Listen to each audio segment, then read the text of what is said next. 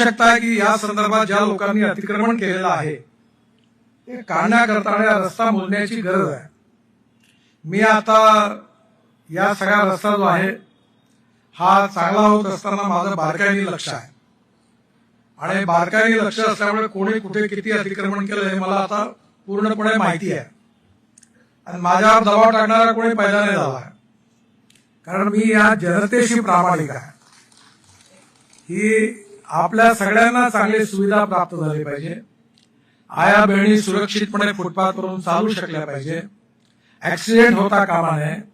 आपल्या जीवाची रक्षा झाली पाहिजे. या दृष्टिकोनातून हे दोन्ही आदर्श रस्ते करण्याकरता महानगरपालिकेने सहकार्य करावं अशी माझी कमिशनर साहेबांना विनंती आहे.